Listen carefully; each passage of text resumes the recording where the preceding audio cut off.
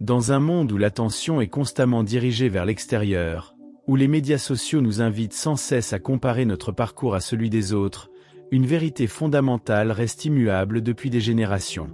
Cette vérité, que Napoléon a magistralement mise en lumière à travers ses recherches approfondies sur le succès humain, nous rappelle que le véritable pouvoir ne réside pas dans l'observation des autres, mais dans la concentration profonde sur notre propre développement.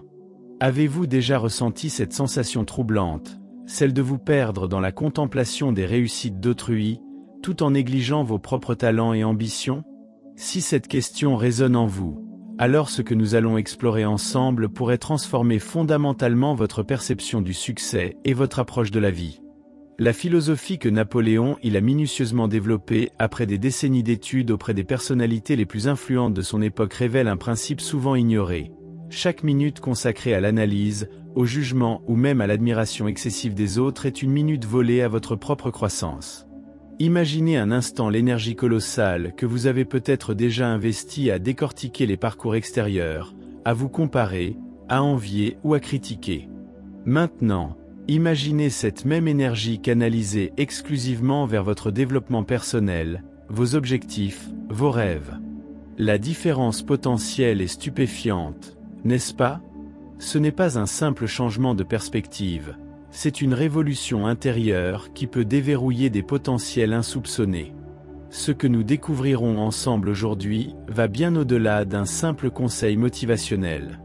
Nous plongerons dans les mécanismes profonds de la psychologie humaine, ces mêmes mécanismes que Napoléon a identifiés comme les véritables moteurs du succès exceptionnel. Vous comprendrez pourquoi certaines personnes semblent naturellement programmées pour réussir, tandis que d'autres, malgré leur intelligence ou leur talent, restent prisonnières d'un cycle d'observation passive et de frustration croissante. Plus important encore, vous découvrirez les outils pratiques, les stratégies mentales et les habitudes quotidiennes qui vous permettront de rediriger votre attention là où elle génère le plus de valeur, sur vous-même. La promesse que je vous fais aujourd'hui est audacieuse mais réalisable. En appliquant consciemment les principes que nous allons explorer, vous commencerez à percevoir des changements subtils mais profonds dans votre réalité quotidienne. Ces changements s'amplifieront avec le temps, créant un effet d'avalanche positive dans tous les aspects de votre vie. Des relations plus authentiques à une carrière plus épanouissante, d'une confiance inébranlable à une clarté mentale affûtée. Les bénéfices d'une concentration recentrée sur soi transcendent les frontières artificielles que nous établissons entre les différentes sphères de notre existence.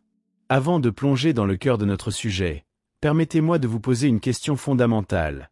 Êtes-vous prêt à abandonner le confort trompeur de l'observation passive pour embrasser la responsabilité exigeante mais infiniment plus gratifiante de l'autodéveloppement conscient? Car c'est précisément ce que nécessite l'application du principe « concentre-toi sur toi-même », pas sur les autres. Ce n'est pas la voie de la facilité, mais c'est incontestablement celle de l'épanouissement véritable.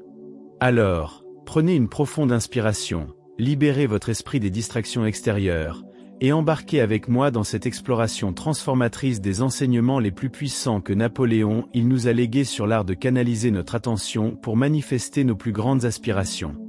La capacité de concentrer pleinement son attention sur soi-même représente peut-être la compétence la plus sous-estimée, et pourtant la plus déterminante dans la quête du succès. Napoléon après avoir consacré plus de 20 années à étudier les habitudes et les mentalités des individus les plus accomplis de son époque, est arrivé à une conclusion remarquable. La différence fondamentale entre ceux qui réalisent des accomplissements extraordinaires et ceux qui restent dans la médiocrité réside principalement dans leur capacité à diriger consciemment leur attention. Les premiers maintiennent une concentration inébranlable sur leurs objectifs, leurs actions et leur développement personnel, tandis que les seconds dispersent leur énergie mentale en observation externe, en comparaison et en jugement qui ne produisent aucune valeur tangible. Cette distinction, aussi simple qu'elle puisse paraître, constitue un véritable fossé invisible séparant deux approches fondamentalement opposées de l'existence.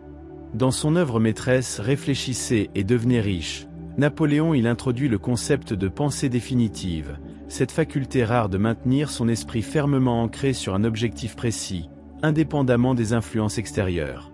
Cette qualité, observe-t-il, ne se retrouve que chez environ 2 personnes sur 100.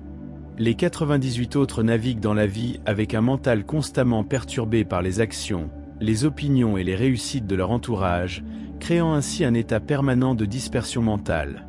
Imaginez un instant un archer qui, au moment de décocher sa flèche, serait incapable de fixer sa cible car constamment distrait par les autres archers, par leurs techniques, leurs équipements ou leur score. Quelle serait la probabilité qu'il atteigne précisément son objectif ? Cette métaphore illustre parfaitement la condition mentale de la majorité des individus qui, inconsciemment, sabotent leur potentiel par une attention mal dirigée. La psychologie moderne confirme aujourd'hui ce que Napoléon il avait intuitivement compris. Notre cerveau possède des ressources attentionnelles limitées. Chaque parcelle d'attention que nous accordons à l'analyse des autres représente une ressource cognitive qui n'est plus disponible pour notre propre développement. Plus troublant encore, les recherches en neurosciences démontrent que l'observation constante des autres, particulièrement amplifiée à notre époque par les médias sociaux, active les mêmes régions cérébrales que l'action réelle, créant l'illusion trompeuse d'une progression personnelle. Ainsi, nous pouvons passer des heures à observer les accomplissements d'autrui, ressentir une stimulation mentale semblable à celle de l'accomplissement, mais sans avoir avancé d'un seul pas dans notre propre réalité. Ce phénomène, que certains psychologues nomment l'illusion de la participation par procuration, explique pourquoi tant de personnes peuvent se sentir temporairement inspirées en consultant les réussites des autres, sans jamais transformer cette inspiration en action concrète. Napoléon, il a identifié un autre aspect crucial de cette dynamique, l'impact émotionnel de l'attention mal dirigée. Lorsque nous concentrons notre attention sur les autres, particulièrement dans une perspective comparative, nous activons inévitablement des émotions qui diminuent notre puissance créatrice. L'envie, l'insécurité, le doute, la frustration et même l'admiration excessive deviennent des parasites émotionnels qui contaminent notre subconscient et sabotent notre capacité à manifester notre vision personnelle. À l'inverse, lorsque notre attention est délibérément centrée sur notre développement, sur l'amélioration de nos compétences et sur la matérialisation de nos objectifs, nous cultivons des émotions constructives comme la détermination, l'enthousiasme, la confiance et la satisfaction personnelle. Ces émotions positives deviennent alors des carburants puissants qui alimentent notre progression et amplifient naturellement notre magnétisme personnel, attirant vers nous les opportunités et les ressources nécessaires à notre réussite. Il existe toutefois une nuance essentielle que Napoléon il prend soin de souligner. Se concentrer sur soi-même ne signifie aucunement s'isoler dans une bulle d'égocentrisme ou ignorer complètement son environnement. Au contraire, il s'agit de développer une conscience aiguë de la façon dont nous interagissons avec le monde extérieur, en maintenant toujours le focus principal sur notre responsabilité individuelle plutôt que sur des facteurs externes. Pensez à un musicien virtuose au sein d'un orchestre, il doit certainement être conscient de l'ensemble, mais sa contribution exceptionnelle ne peut naître que d'une attention profonde portée à sa propre performance, à sa technique, à sa connexion personnelle avec l'œuvre interprétée. Cette attention centrée, lui, permet paradoxalement de s'harmoniser plus parfaitement avec le collectif. De même, votre contribution optimale au monde ne peut émerger que d'une concentration authentique sur votre propre développement, plutôt que d'une dispersion attentionnelle dans l'observation des parcours extérieurs.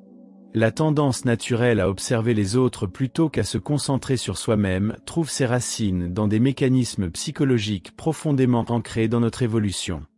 Napoléon Hill, précurseur dans l'exploration de l'esprit humain, avait remarquablement identifié ce qu'il appelait la peur de se distinguer, cette appréhension instinctive qui nous pousse à surveiller constamment notre environnement social pour nous assurer de notre conformité et donc de notre sécurité au sein du groupe. Cette vigilance externe, qui avait une valeur adaptative pour nos ancêtres, devient aujourd'hui un véritable handicap dans la poursuite de l'excellence individuelle.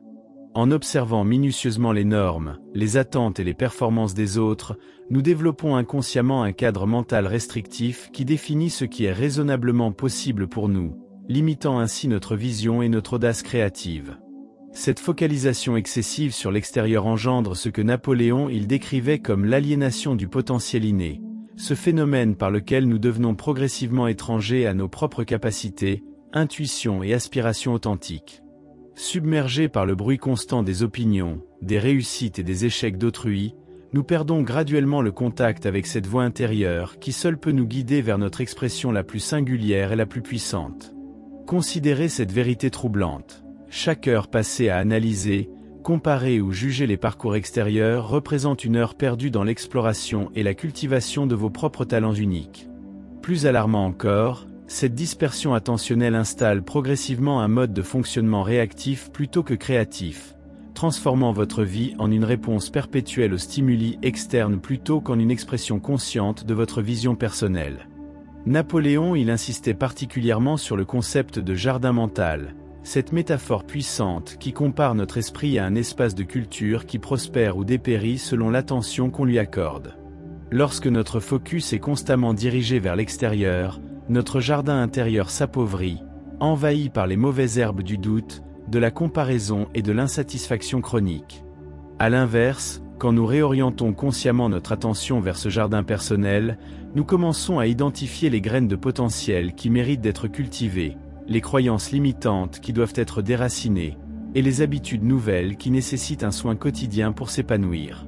Cette métaphore révèle une vérité fondamentale. La qualité de votre vie extérieure reflètera inévitablement l'état de votre jardin intérieur, et celui-ci ne peut prospérer qu'avec une attention délibérée et constante.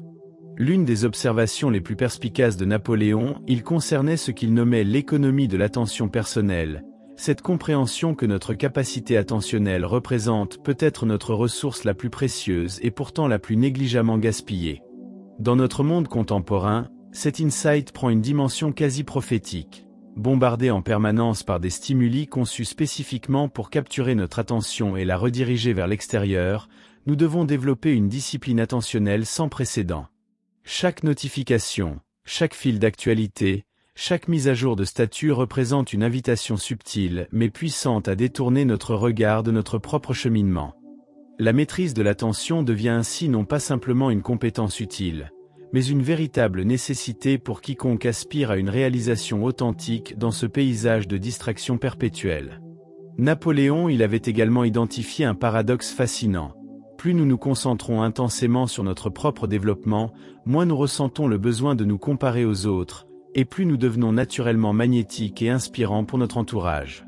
À l'inverse, plus nous dispersons notre attention dans l'observation et la comparaison externe, plus nous nous sentons inadéquats, et moins nous exerçons d'influence positive sur notre environnement. Cette dynamique explique pourquoi les personnes véritablement accomplies semblent souvent étrangement détachées du regard d'autrui, non par arrogance, mais par un engagement profond envers leur propre vision et leurs propres standards d'excellence.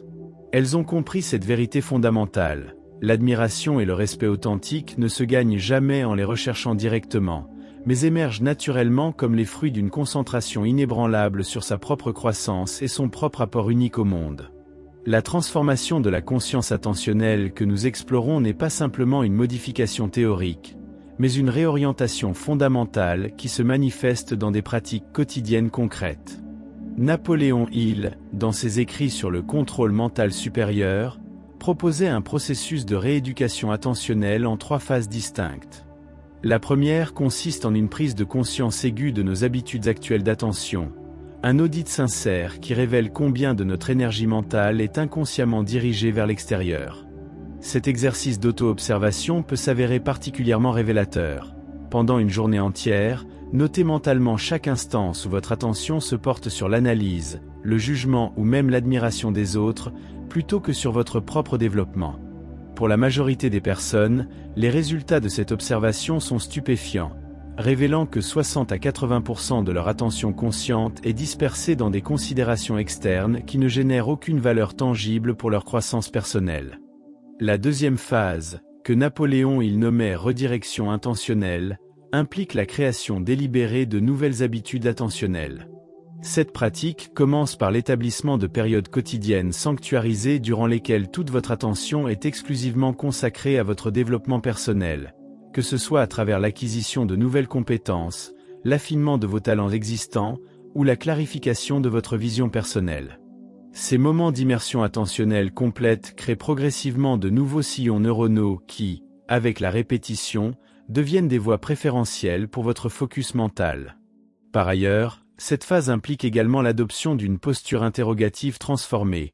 Plutôt que de vous demander constamment comment les autres perçoivent-ils ma performance, ou suis-je à la hauteur des accomplissements d'un tel, vous commencez à poser des questions radicalement différentes. Comment puis-je améliorer ma maîtrise de cette compétence aujourd'hui? Quelle unique contribution puis-je apporter dans cette situation? Quelles actions spécifiques me rapprocheront de ma vision idéale? La troisième phase, peut-être la plus puissante, correspond à ce que Napoléon décrivait comme l'alignement attentionnel supérieur, cet état où votre focus sur vous-même devient si profondément intégré qu'il opère largement au niveau subconscient, libérant votre conscience pour une créativité et une présence accrue.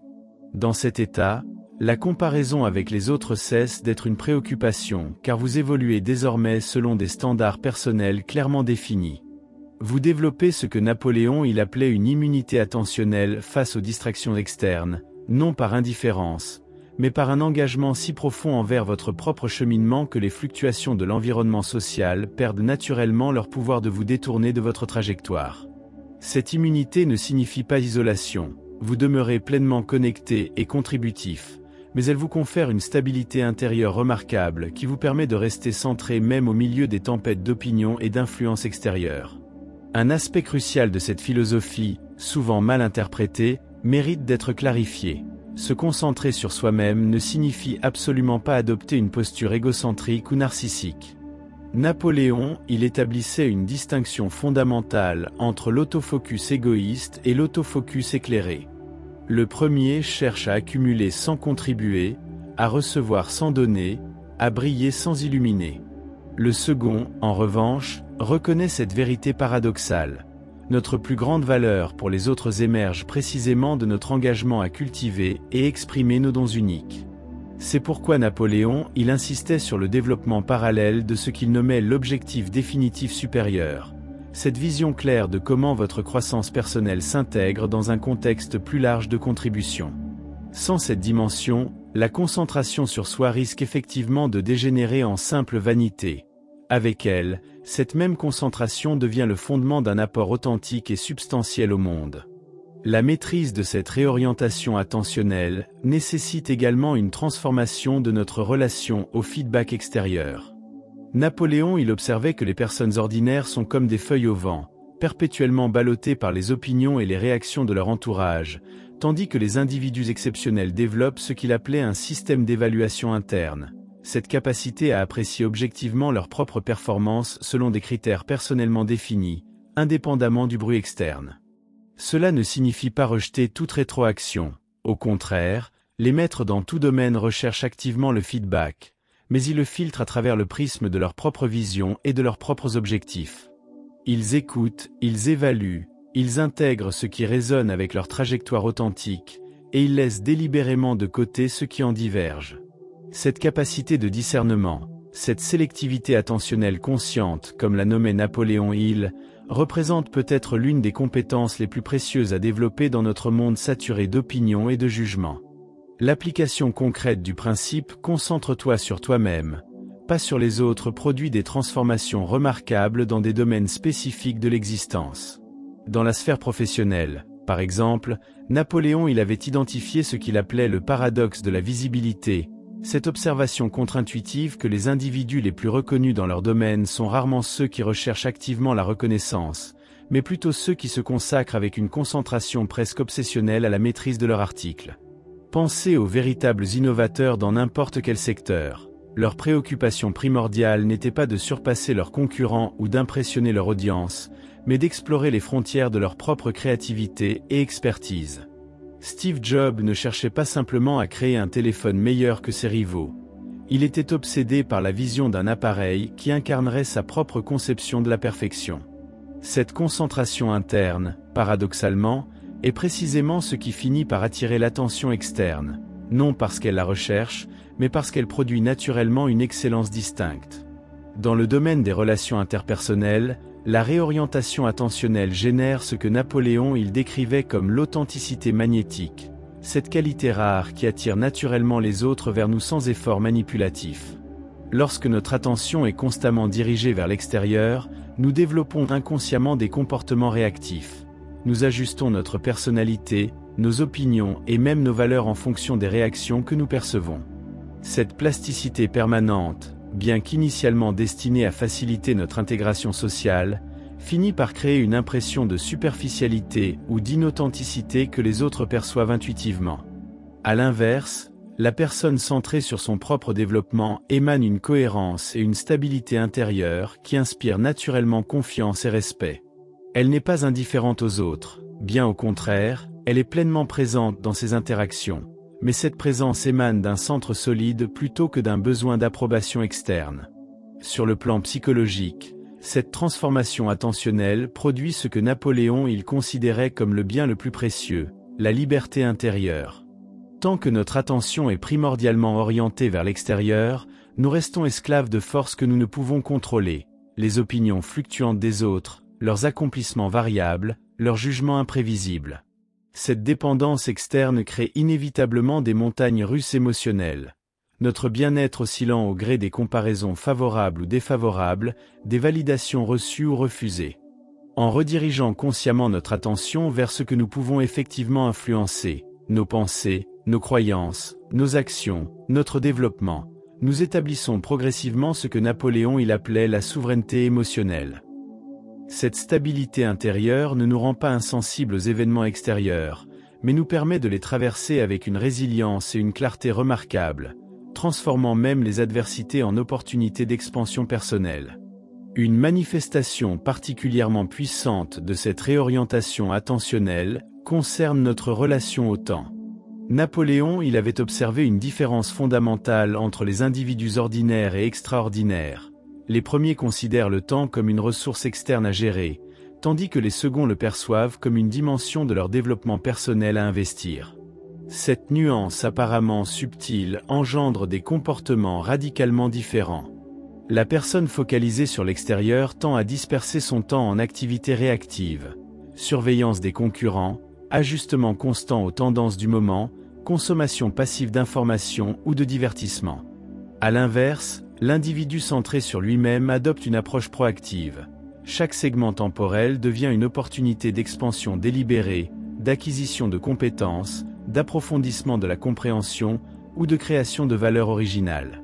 Cette différence d'orientation temporelle explique pourquoi certaines personnes semblent accomplir des quantités extraordinaires avec les mêmes 24 heures dont nous disposons tous.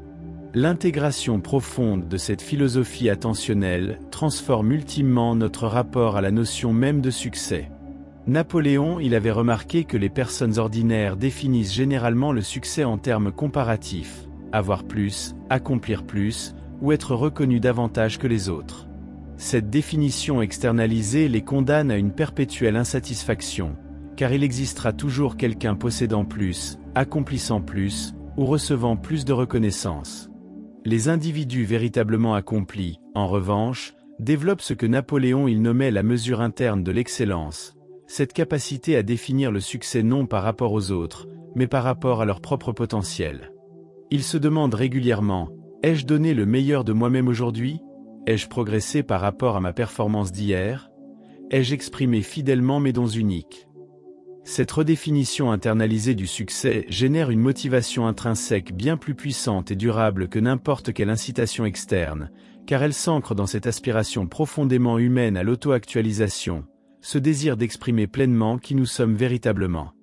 Au terme de cette exploration approfondie, une vérité essentielle émerge avec une clarté cristalline. La qualité de notre vie est directement proportionnelle à la qualité de notre attention. Lorsque nous dispersons cette précieuse ressource dans l'observation constante des autres, nous vivons inévitablement par procuration, expérimentant l'existence à travers le prisme déformant de la comparaison et du jugement externe.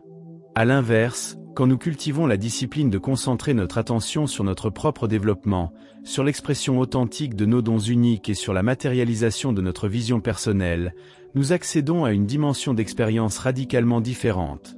Une existence caractérisée par l'autonomie créative, l'accomplissement véritable et cette satisfaction profonde que Napoléon il qualifiait de contentement dynamique.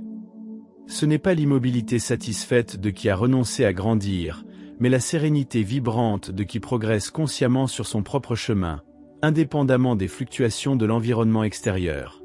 Cette réorientation attentionnelle représente peut-être le défi le plus significatif que nous ayons à relever, particulièrement dans notre contexte contemporain où des forces colossales sont déployées précisément pour capturer et monétiser notre attention.